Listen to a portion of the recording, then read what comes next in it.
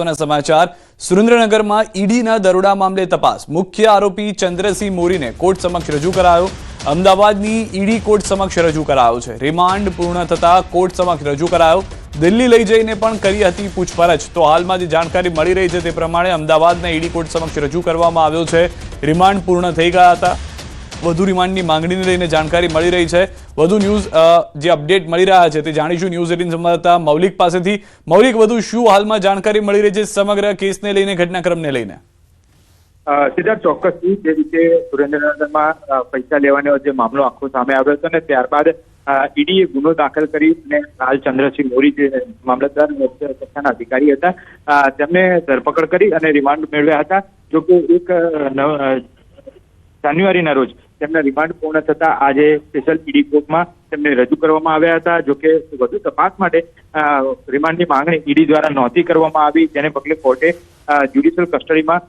મોકલવા માટે આદેશ કર્યો હતો જોકે આ કાર્યવાહી દરમિયાન જે મહત્વના મુદ્દાઓ બાબતે ચર્ચા થઈ હતી તે ખૂબ જ જાણવા જરૂરી છે પોલીસે આ બાબતે જ્યારે તપાસ કરી ચંદ્રસિંહ મોરીની ત્યારે એવું ચોક્કસથી ખુલાસો કર્યો હતો કે તેમની દિલ્હીમાં લઈ જઈ અને પૂછપરછ કરવામાં આવી છે સાથે ચંદ્રસિંહ મોરી અત્યાર સુધી બે બાબત છે તે જાણતા હતા તે બાબતે તેમને માહિતી પણ આપી ચૂકી છે આ સિવાય કોઈ પણ માહિતી તેઓ નથી જાણતા એટલે હવે પછી જ્યારે એસીબીની બીજી ફરિયાદ જે દાખલ કરવામાં આવી છે તે સુરેન્દ્રનગર ખાતે દાખલ કરવામાં આવી છે ત્યારે સુરેન્દ્રનગર પોલીસ અને એસીબી જે છે તે આ મામલે વધુ તપાસ કરી અને આગળની કસ્ટડી મેળવવા કાર્યવાહી કરશે આભાર મૌલિક સમગ્ર માહિતી બદલ તો હાલમાં રિમાન્ડ પૂર્ણ થતા કોર્ટ સમક્ષ રજૂ કરવામાં આવ્યા હોવાના સૌથી મહત્વના સમાચાર મળી રહ્યા છે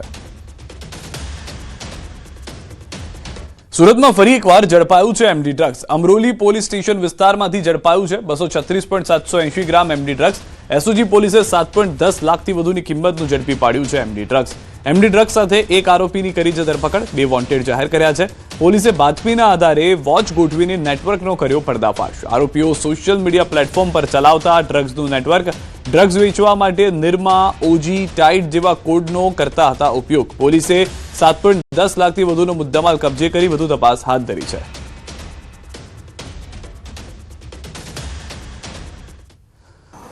જીલ ભૂપતભાઈ ઠુમ્મર અને બીજા 2 વ્યક્તિ ખુશાલ રાણપરિયા અને ભરત દામજીભાઈ લાઠિયા આ ત્રણેય વ્યક્તિ એમડીનો 236 ગ્રામ જથ્થો લઈ અને ત્યાં આવ્યા હતા તે દરમિયાનમાં એસઓજીની ટીમ ત્યાં પહોંચી ગઈ અને જીલ ભૂપતભાઈ ઠુમ્મર છે જે એ 236 ગ્રામ એમડી સાથે પકડાઈ ગયો તેમજ ખુશાલ રાણપરિયા અને ભરત ઉર્ફે લાઠિયા આ બંને જે છે એ ત્યાંથી નાસી ગયા એટલે એમને વોન્ટેડ જાહેર કર્યા છે આ રીતે ટોટલ 7 કિલોગ્રામ 55 ટોટલ 236 ગ્રામ એટલે કે 7,55,000નો મુદ્દામાલ જે છે જપ્ત કરેલો છે વલસાડથી સમાચાર ઉમરગામમાં ગેસ સિલિન્ડરમાં બ્લાસ્ટ થયો છે ગોકુલધામ ચાલીમાં એક મકાન અચાનક વિસ્ફોટ થયાના સમાચાર મળ્યા હતા દુર્ઘટનાના ઘરમાં હાજર દંપતીને પહોંચી છે ઈજા બ્લાસ્ટનો ભયંકર અવાજ થતા લોકોમાં ભય બ્લાસ્ટને લઈ મકાનને મોટા પાયે થયું નુકસાન વિસ્ફોટની ઘટના સીસીટીવીમાં થઈ કેદ તો દ્રશ્યોમાં પણ આપ જોઈ રહ્યા છો જે અચાનક બ્લાસ્ટ થાય છે અને જે બ્લાસ્ટ થયા બાદ જે પરિસ્થિતિનું નિર્માણ થાય છે આપ દ્રશ્યોથી સ્પષ્ટ થશે કે રાત્રિ દરમિયાન આ બ્લાસ્ટ થતાં જ કેટલી ભયંકર પરિસ્થિતિનું સર્જન જે છે તે થયું હતું ઉમરગામમાં ગેસ સિલિન્ડરમાં બ્લાસ્ટને લઈને આ ઘટના ઘટી હોવાની હાલમાં જાણકારી મળી રહી છે ગોકુલધામ ચાલીમાં એક મકાનમાં આ અચાનક બ્લાસ્ટ થતાં આસપાસમાં પણ અફરાતફરી મચી ગઈ હતી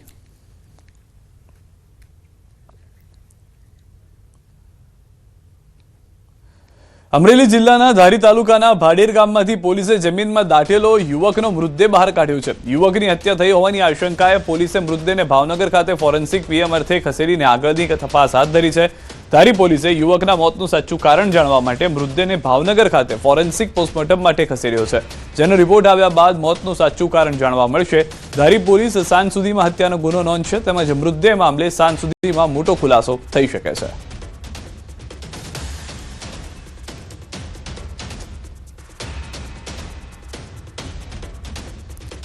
કચ્છમાં કુખ્યાત આરોપી સામે તંત્રની દબાઈ કુખ્યાત આરોપીના ઘર પર તંત્રનું બુલડોઝર ચાલ્યું છે પૂર્વ કચ્છમાં ફરી એકવાર ગુનાહિત ઇતિહાસ ધરાવતા આરોપીના ઘરે બુલડોઝર ચાલ્યું છે મેઘપર કુંભારડીના કુખ્યાત આરોપી જગદીશ ઉર્ફે રાધેના દબાણ ઉપર બુલડોઝર ચાલ્યું છે આરોપી મહાનગરપાલિકાની જગ્યા ઉપર કબજો કરી પોતાના આર્થિક ફાયદા માટે પાકો શેડ બનાવી દીધો હતો નોટિસ આપ્યા બાદ પણ આરોપીએ દબાણ સ્વેચ્છાએ દૂર ન કરતા આજે વહીવટીતંત્ર દ્વારા દબાણ તોડી પાડવામાં આવ્યું આરોપી ઉપર વ્યાજખોરી ધમકી પ્રોબેશન ખૂનની કોશિશ અને એટ્રોસિટી મારામારી વગેરેના ગુના નોંધાયેલા છે.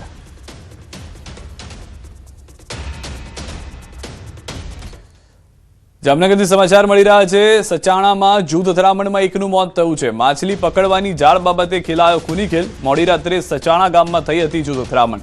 જૂથ અથડામણમાં 10 થી વધુ લોકો ઘાયલ થયા હતા. ઘાયલોને સારવાર માટે ખસેડવામાં આવ્યા હતા. મૃતકના શાળાએ પોલીસમાં નોંધાવી હતી ફરિયાદ. ફીસ મારવા માટેની જાળી વેચાતી ખરીદવામાં આવેલ, જેના પૈસા છેલ્લા 3 મહિનાથી આપવાના બાકી હતા. તેમાંથી 5.25 લાખ પૈકી 4 લાખ જેવા ફરિયાદી દ્વારા આપી દેવામાં આવેલ, જ્યારે 1,10,000 રૂપિયા બાકી હતા, જે ગઈકાલ રોજ સાંજે ફરિયાદીની દુકાને જઈ અને આ પૈસાની માંગણી કરતા બંને પક્ષે ઉગ્ર બોલાચાલી થઈ અને પથ્થરમારો કરી અને આરોપી અકબર દાઉદ બુચડ દ્વારા આ કામના ફરિયાદીના બનેવી ઇસ્માઇલભાઈને પેટના ભાગે છરી મારી દેતા તેનું મરણ થયેલ છે. આણંદમાં સાયબર ક્રાઇમ પોલીસે સાયબર ફ્રોડ આચરતી બંટી બબલીને ઝડપી પાડ્યા છે. આ બંને આરોપીઓ સાયબર ફ્રોડના નાણાં પોતાના ખાતામાં લઈ ફરિયાદીના ખાતામાં નાખી રોકડ ઉપાડ કરતા હતા. અલગ અલગ રાજ્યોમાંથી સાયબર ફ્રોડની 25.50 લાખ જેટલી રકમ પોતાના ધંધાના હોવાનું કહી ફરિયાદીના ખાતામાં ટ્રાન્સફર કરી હતી, જે નાણાં ખાતામાંથી ઉપાડવા ગુનો આચર્યો હતો. પોલીસે દક્ષેશ પટેલ અને શિવાની ડબગરની ધરપકડ કરી છે. આરોપી પાસેથી રોકડ 3.5 લાખ, 10 ક્રેડિટ ડેબિટ કાર્ડ, બેંકની 13 ચેકબુક, પાસબુક, 6 મોબાઈલ સહિત 11.80 લાખનો મુદ્દામાલ જપ્ત કરી વધુ કાર્યવાહી હાથ ધરી છે.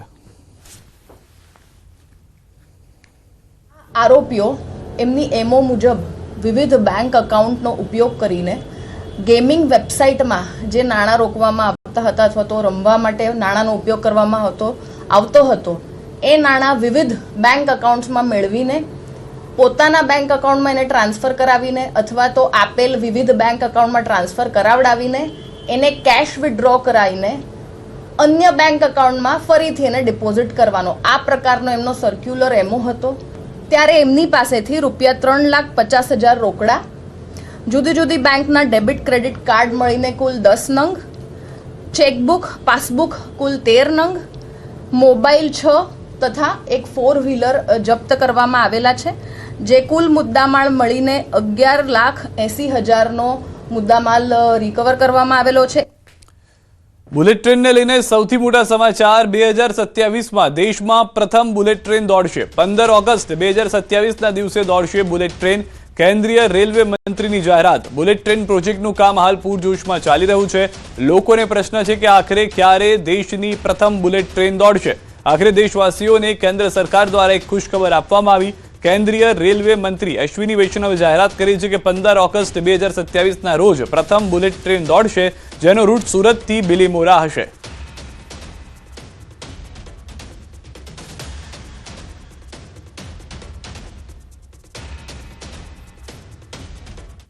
पहला सेक्शन है सूरत से बिलीमोरा ओपन होगा, उसके बाद में वापी से सूरत ओपन होगा, उसके बाद में वापी से अहमदाबाद ओपन होगा और उसके बाद में ठाणे से अहमदाबाद ओपन होगा, फिर मुंबई से अहमदाबाद होगा.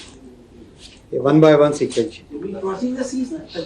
हाँ, अंडर बता सकते थे 2027 का अगस्त 2026, 15 अगस्त 2027. ભાવનગરથી સમાચાર. બગદાણા હુમલાની ઘટનાના ઘેરા પ્રત્યાઘાત. બગદાણાના પીઆઈ ડાંગરની બદલી. પીઆઈ ડાંગરની કરી દેવાઈ છે લીવ રિઝર્વમાં બદલી. હાલમાં જાણકારી મળી રહી છે, ખૂબ જ મોટા સમાચાર. લાંબા સમયથી બગદાણાના પીઆઈ ડાંગરની બદલી અથવા તો તેમના વિવાદને લઈને ચર્ચા ચાલી રહી હતી, તો ડાંગરની હવે લીવ રિઝર્વમાં બદલી કરાઈ હોવાની જાણકારી મળી રહી છે.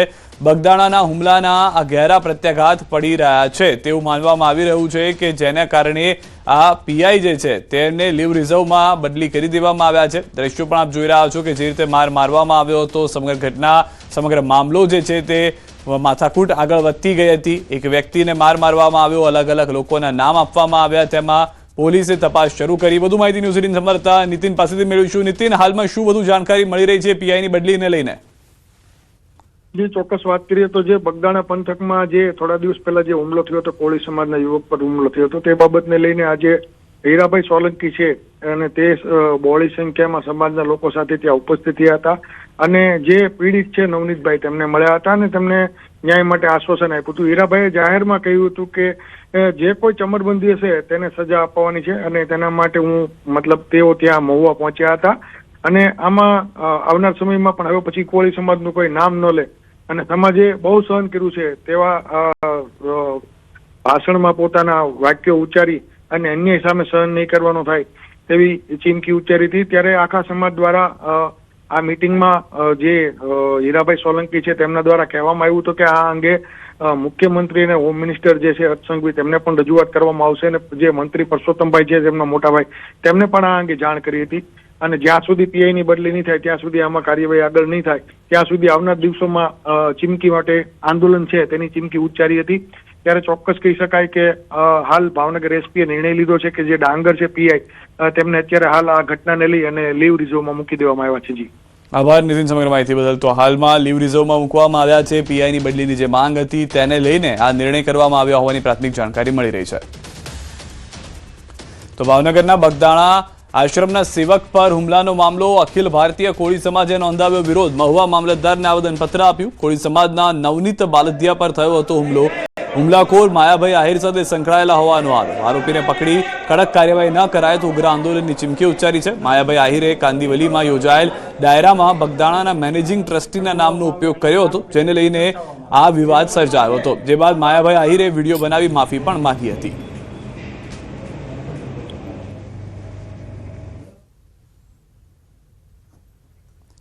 તો જે દ્રશ્યોમાં આપ જોઈ રહ્યા છો, વ્યક્તિને મારવામાં આવ્યો હતો. માયાભાઈનું નામ વચ્ચે આવ્યું હતું. ત્યારબાદ તેની સાથે જોડાયેલા વ્યક્તિની જાણકારી મળી હતી અને હવે કોળી સમાજમાં જે વિરોધ છે તે જોવા મળી રહ્યો છે. હુમલા થવાનું કારણ એ છે માયાભાઈ આહિર જે લોક સાહિત્ય કલાકાર છે એમને મુંબઈમાં જઈ અને બગદાણા ટ્રસ્ટી વચ્ચે બોલ્યા હતા એટલે ધ્યાન દોરવામાં આવ્યું છે કે હકીકતે ટ્રસ્ટી નથી. એમાં માયાભાઈ પોતે એની માફી પણ માંગે છે. એમના દીકરા જયરેશભાઈ ત્યાર પછી સરપંચને ફોન કરે છે અને જયરેશભાઈ અને એમની ટીમ સાથે જે મોકલેલા માણસો હોય કે જે કોઈ હોય અમારા સરપંચશ્રીને અને કોળી સમાજના આગેવાનને ઢોરમાર મારેલો છે.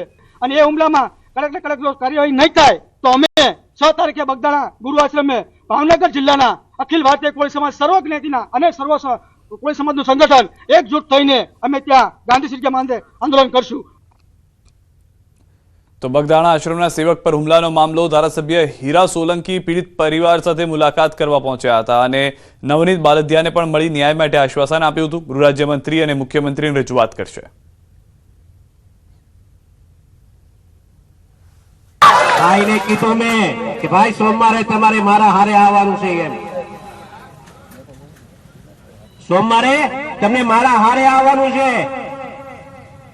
અમે હોમ મિનિસ્ટર સાહેબ પાસે, સીએમ સાહેબ પાસે અને અહીંયાથી એક માંગણી હમણાં કરતો જાઉં છું. આપ સાંભળો, એમ કહેતો જાઉં છું કે અમે સોમવારે ન્યા પહોંચીએ ને એ પહેલા તો પીઆઈ ની બદલી થઈ જાય ને એવું કામ કરે. મારી રજૂઆત આ છે કેમ કે આખી દિશાએ કામ નથી થતું ને એના માટે વાત કરું છું. આ તરફ રાજકોટના સૌરાષ્ટ્ર ઝોન વાઇબ્રન્ટ સમિટનું ભવ્ય આયોજન કરવામાં આવ્યું છે. 11 અને 12 જાન્યુઆરી દરમિયાન સમિટ યોજાશે. આ કાર્યક્રમની પૂર્વ તૈયારીની સમીક્ષા કરવા માટે પ્રભારી મંત્રી જીતુ વાઘાણીએ કલેક્ટર કચેરી ખાતે ઉચ્ચ સ્તરીય બેઠક યોજી હતી. સમિટનું ઉદ્ઘાટન પ્રધાનમંત્રીના હસ્તે કરાશે. 11 જાન્યુઆરીએ બપોરે વડાપ્રધાન નરેન્દ્ર મોદી રાજકોટ પધારશે અને જૂના એરપોર્ટથી તેમનું ભવ્ય સ્વાગત કરી એક શાનદાર રોડ શોનું આયોજન કરવામાં આવી રહ્યું છે. સમિટમાં યુક્રેન, જાપાન, કોરિયા સહિત 22 જેટલા દેશોના પ્રતિનિધિઓ પાર્ટનર કન્ટ્રી તરીકે ભાગ લેશે. જિલ્લામાં કરોડો રૂપિયામાં એમઓયુ જિલ્લા લેવલ પર થવાની શક્યતા છે. બીજી રિજિયોનલ વાઇબ્રન્ટ સમિટ એ સૌરાષ્ટ્ર કચ્છ માટે રાજકોટમાં યોજાઈ રહી છે. માનનીય મોદીજી આ વાઇબ્રન્ટ સમિટનું ઉદ્ઘાટન કરવા આવવાના છે. આ તરફ ડાંગથી સમાચાર. સાંસદ ધવલ પટેલના કોંગ્રેસ અને આપ પર આકરા પ્રહાર. આનંદ પટેલ અને ચૈતર વસાવા પર સાધ્યું નિશાન. આનંદ પટેલ આપમાં જોડાય તેવી શક્યતા. બંને નેતાઓ વચ્ચે સાંઠગાંઠ હોવાનો આક્ષેપ. બંને નેતાઓની સાંઠગાંઠ કોંગ્રેસને પહોંચાડશે નુકસાન. બંને નેતાઓ આદિવાસી સમાજને ગુમરાહ કરતા હોવાનો આરોપ. ટુકડે ટુકડે ગેંગના ધારાસભ્ય ચૈતર વસાવા કોંગ્રેસના સભ્યો જોડી રહ્યા છે. બીજી બાજુ બીજા જ દિવસે કોંગ્રેસના વાસદાના ધારાસભ્યો એમની સાથે પ્રોગ્રામ કરે છે. એક બાજુ આમ આદમી પાર્ટીના ધારાસભ્ય કોંગ્રેસના સભ્ય જોડે, પાછા કોંગ્રેસના ધારાસભ્ય એની સાથે પ્રોગ્રામ કરે છે. આ સાઠગાંઠ બતાવે છે. આ કોંગ્રેસના ધારાસભ્ય કોંગ્રેસનું જ નાસીપાસ કરે છે, કોંગ્રેસને પૂરું પાયમાલ કરવા માટે પૂરો પ્રયત્ન કરી રહ્યા છે અને એક જમીન ઊભી કરી રહ્યા છે કે કોંગ્રેસમાંથી કુદાકડો મારીને એ આમ આદમી પાર્ટીમાં જવાના છે. કોંગ્રેસના નેતાનું આપ અને ભાજપમાં ભંગાણના નિવેદનનો મામલો. વલસાડના સાંસદ ધવલ પટેલની પ્રતિક્રિયા. ભાજપમાં ભંગાણ પડવાનું નથી. કોંગ્રેસના એમએલએ અને ચેતર વસાવા વચ્ચે સાઠગાંઠ. આદિવાસી વિરોધી નેતાઓની ભાજપમાં જગ્યા નથી. આપ અને કોંગ્રેસના નેતા આદિવાસી હિત માટે નહીં પરંતુ પોતાની રાજનીતિ માટે કામ કરી રહ્યા છે.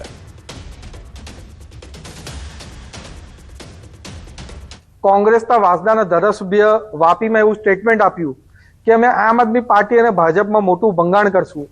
ભાજપમાં તો કોઈ ભંગાણ પડવાનું છે નથી, પણ આમ આદમી પાર્ટીમાં ભંગાણ પડવાની વાત કરે છે. બીજી બાજુ ચૈતર વસાવાએ નાના પોંડામાં કોંગ્રેસના 300 થી 400 કાર્યકર્તા જોડ્યા અને બીજા દિવસે આ જ વાસદાના કોંગ્રેસના ધારાસભ્ય એમની સાથે અવારનવાર પ્રોગ્રામ કરે છે અને એક પણ વાર કોંગ્રેસના ધારાસભ્યએ ચૈતર વસાવા વિરુદ્ધ સ્ટેટમેન્ટ નથી આપ્યું. ચૈતર વસાવાને એમ નથી કીધું કે અમારી પાર્ટીના કાર્યકર્તા તમે કેમ તોડો છો. એ બતાવે છે કે ચૈતર વસાવા અને વાસદાના કોંગ્રેસના ધારાસભ્યની પૂરી રીતે સાઠગાંઠ છે અને ભાજપના દરવાજા તો એમની માટે બંધ જ છે. પંચમહાલ જિલ્લામાં કોંગ્રેસની જન આક્રોશ યાત્રા આજે દેલોલથી શરૂ થઈ ગોધરા શહેરમાં પ્રવેશી. ગોધરાના વિવિધ વિસ્તારોમાં કોંગ્રેસ કાર્યકરો દ્વારા યાત્રાનું ભવ્ય સ્વાગત કરવામાં આવ્યું. આ યાત્રામાં કોંગ્રેસના નેતા અમિત ચાવડા, તુષાર ચૌધરી તેમજ સ્થાનિક આગેવાનો, પદાધિકારીઓ અને મોટી સંખ્યામાં કાર્યકરો જોડાયા. ગોધરા પહોંચ્યા બાદ બસ સ્ટેન્ડ વિસ્તારમાં સ્થાનિક વેપારીઓ અમિત ચાવડાને મળીને પોતાની માંગણીઓની રજૂઆત કરી હતી. વેપારીઓએ ગોધરા બસ સ્ટેન્ડને ફરી મૂળ સ્થળે ખસેડવાની તેમજ નગરપાલિકા સંચાલિત શોપિંગ સેન્ટરની દુકાનોના વધારેલા ભાડા પરત ખેંચવાની માંગ કરી. અહીંયા ગોધરા શહેરના વેપારીઓ લગભગ 700 જેટલી દુકાનો છે, જેને નવું બસ સ્ટેન્ડ બનાવવાના નામે જે જૂના બસ સ્ટેન્ડને અહીંયાથી શિફ્ટ કરવામાં આવ્યું. ગામથી ખૂબ દૂર અંતરે છે. આજે ગામનો કોઈ પણ વ્યક્તિ હોય એને બસ સ્ટેન્ડ જવું હોય તો પહેલા તો 25-50 રૂપિયા રિક્ષાના વાહનના ખર્ચવા પડે. એ તમામ દુકાનદારો આજે હેરાન પરેશાન છે, આર્થિક રીતે પાયમાલ છે અને સરકાર તરફથી, નગરપાલિકા તરફથી અન્યાયની રજૂઆત ઉગ્ર અવાજે કરી રહ્યા છે. એ જ રીતે કાયદો વ્યવસ્થાની પરિસ્થિતિ પડી ભાગી છે. વાપીમાં રેલવે ઓવરબ્રિજની કામગીરી ગોકળ ગતિએ ચાલતી હોવાથી કોંગ્રેસ દ્વારા અનોખો વિરોધ કરવામાં આવ્યો છે. કોંગ્રેસના કાર્યકરોએ બ્રિજના અધૂરા પિલરોને લીંબુ મરચા બાંધી અને પૂજા કરી નજર ઉતારી હતી. મોટી સંખ્યામાં કોંગ્રેસના કાર્યકરો એકઠા થઈને સરકાર વિરુદ્ધમાં સૂત્રોચ્ચાર પણ કર્યા હતા. તંત્ર દ્વારા 1.5 વર્ષમાં કામ પૂર્ણ કરવાની મુદત આપી હતી. જોકે 4 વર્ષ વીત્યા છતાં હજી પણ બ્રિજની કામગીરી અધૂરી હોવાથી સ્થાનિકોને ભારે હાલાકી વેઠવાનો વારો આવ્યો છે. અનેક રજૂઆત છતાં કામગીરી ઝડપી ન કરાતા સ્થાનિકોમાં રોષ જોવા મળ્યો છે. ચોથું વર્ષ બેસતું થયું છે પણ હજુ સુધી કામ જે કાચબાની ગતિએ ચાલતું છે. જો વાપીની જનતાનું આ દ્રશ્ય થાય ને બ્રિજનું જો કામ પૂર્ણ થતું ના હોય તો અમને એવું લાગ્યું કે આ બ્રિજને નજર લાગી ગઈ છે. તો એના માટે અમે આજે પ્રાર્થના કરીને નજર ઉતારવાનું અને પનોતી ભગાવવાનું પ્રાર્થના કરવામાં આવી. આજ રોજ આ બ્રિજને, વાપી ઓવરબ્રિજને 4થું વર્ષ બેસવા જઈ રહ્યું છે. સમગ્ર વાપીની જનતાને જે 1.5 વર્ષમાં સમક્ષ મૂકવાનો વાયદો કરેલો એ વાયદો આજે જૂઠો થયો કે આજે અમે નજર ઉતાર્યું છે અને જો આવનારા દિવસોમાં આ બ્રિજનું કામ નહીં કરવામાં આવશે તો અમે શાંતિ યજ્ઞ બી કરશું અને તમામ અધિકારીઓને પણ અમે ચોક્કસપણે એમનું તાળાબંધીનું કરશું. ડ્રગ્સ વિરોધી અભિયાન ચલાવાશે. ગુજરાત એનએસયુઆઈ વિદ્યાર્થીઓને નશાથી દૂર રાખવાના હેતુ સાથે 800 થી વધુ કોલેજોમાં ડ્રગ્સ કેમ્પેઇન ચલાવશે. 5 જાન્યુઆરીથી 20 જાન્યુઆરી સુધી વિદ્યાર્થીઓ સાથે સંવાદ. શાળા કોલેજના કેમ્પસમાં વિદ્યાર્થીઓને પ્રતિજ્ઞા લેવડાવાશે. National students union of India NSUI દ્વારા રાજ્યવ્યાપી અભિયાન શરૂ કરવામાં આવ્યું છે, જેનો મુખ્ય ઉદ્દેશ યુવા વર્ગને ડ્રગ્સના સેવનથી બચાવવાનો અને ગુજરાતને નશામુક્ત બનાવવાનો છે. નાના પેડલરોને પકડીને આત્મસંતોષ માની લેતા હોવાનો આક્ષેપ. ગુજરાતના યુવાનોને નશાથી કઈ રીતના દૂર રાખી શકાય, ગુજરાતના વિદ્યાર્થીઓને નશાથી કઈ રીતના દૂર રાખી શકાય, તેના માટેનો એક પ્રોગ્રામ એ ગુજરાત એનએસયુએ લોન્ચ કરવા જઈ રહ્યું છે. તારીખ 5 જાન્યુઆરીથી લઈ અને 20 જાન્યુઆરી સુધી સમગ્ર ગુજરાતના જિલ્લાઓમાં અમે 200 કેમ્પસો આઈડેન્ટિફાઈ કર્યા છે, એટલે આશરે 800 થી 1000 કોલેજો થાય છે. અને આ તમામ કેમ્પસોમાં NSUI ના જે વોરિયર છે તે જઈ અને વિદ્યાર્થીઓને આ નશાથી દૂર રહેવા માટે, ડ્રગ્સથી દૂર રહેવા માટે અવેરનેસનો પ્રોગ્રામ એ આવતીકાલે લોન્ચ કરવા જઈ રહ્યો કે 1700 થી વધારે ડ્રગ્સના કેસ ક્યાંક ને ક્યાંક નોંધવામાં આવ્યા છે છેલ્લા 3 વર્ષનો આંકડો ગણવા જઈએ છે. અને એમાં એનું જે કન્વિક્શન રેશિયો છે એ સદંતર ઓછો છે. એટલે આ સરકાર એ સાબિત કરવા માંગે છે કે અમે ડ્રગ્સ વિરુદ્ધમાં છીએ, ડ્રગ્સ વિરુદ્ધમાં કેસ નોંધી રહ્યા છીએ, પણ એનો કન્વિક્શન રેશિયો તો આપ જુઓ, સામે કોઈના ઉપર આરોપો સાબિત પણ નથી થઈ ગયા. એટલે માત્ર ને માત્ર આંકડાની માયાજાળમાં ફસાવાનું કામ એ ક્યાંક ને ક્યાંક રાજ્ય સરકાર કરી રહી છે. એને પણ આપણે સૌએ નોંધવું પડશે. આ પોલીસ તંત્ર અને સરકાર નાના ડ્રગ્સ પેડલરોને પકડીને આત્મસંતોષ માની રહ્યા છે અને પોતાની વાહવાહી કરી રહ્યા છે. એની સામે આપ જુઓ તો ખરી, ક્યાંથી લાવે છે? બસના માધ્યમથી આવે છે, એરપોર્ટના માધ્યમથી આવે છે, રેલવે સ્ટેશનના માધ્યમથી આવે છે, પોર્ટના માધ્યમથી આવે છે. વિવિધ પ્રકારથી જ્યાંથી આવી રહ્યું છે એના માલિકોને તો કોઈ પૂછપરછ નથી કરતું. જૂનાગઢ શહેરમાં ભૂગર્ભ ગટર અને પાણીની લાઇનોની કામગીરી બાદ રસ્તા પુનઃનિર્માણ ન થવાની સમસ્યા દિવસે ને દિવસે ગંભીર બની રહી છે. સરદારબાગ વિસ્તારમાં આવેલા ઘાંચીપટ્ટી પંચાયતની પાર્ક સુધીનો મુખ્ય રસ્તો છેલ્લા 2 મહિનાથી ખોદેલી હાલતમાં રહેતા સ્થાનિક લોકો ભારે હેરાન પરેશાન છે. પાઇપલાઇન ફિટિંગનું કામ પૂર્ણ થયા છતાં રસ્તો ન બનતા વાહન વ્યવહાર લગભગ બંધ થઈ ગયો છે. સ્કૂલ વાહનો તેમજ 108 એમ્બ્યુલન્સ જેવી ઇમરજન્સી સેવાઓને પણ ભારે મુશ્કેલી પડી રહી છે. વારંવાર રજૂઆત છતાં કાર્યવાહી ન થતા અંતે સ્થાનિક રહીશો મ્યુનિસિપલ કમિશનર પાસે પહોંચ્યા અને રસ્તો વહેલી તકે બનાવવાની માંગ કરી છે.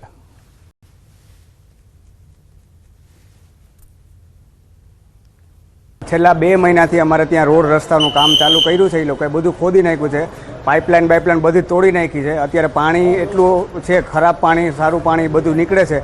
અમારે ચાલી પણ શકાતું નથી. અમારા વાહનો પણ અમે છે ને પાછળ દૂર પાર્ક કરીને ચાલીને આવવું પડે છે. પરમ દિવસ રાતનું તમને એક ઇન્સિડન્સ આપું ને, બરોબર, તો પરમ દિવસે રાતે એક એમ્બ્યુલન્સ આવી હતી, એક ભાઈને ચેસ્ટ પેન થયું હતું, બરોબર છે, તો એમ્બ્યુલન્સ પણ ત્યાં દૂર ઊભી હતી. અમારે એમને ઉપાડીને સ્ટ્રેચર નાખીને ત્યાં ખસેડવા પડ્યા હતા. આવી હાલત છે. મારા જેવા સિનિયર સિટીઝનને આ વિસ્તારમાંથી ચાલીને જવું બહુ મુશ્કેલ થઈ ગયું છે.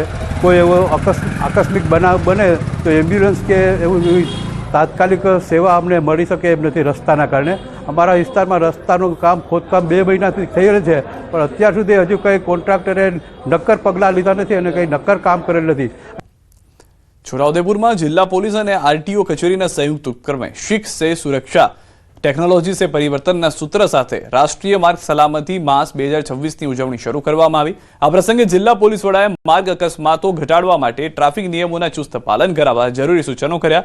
વર્ષ 2025ના જિલ્લામાં અકસ્માતોને 179 કેસ નોંધાયા.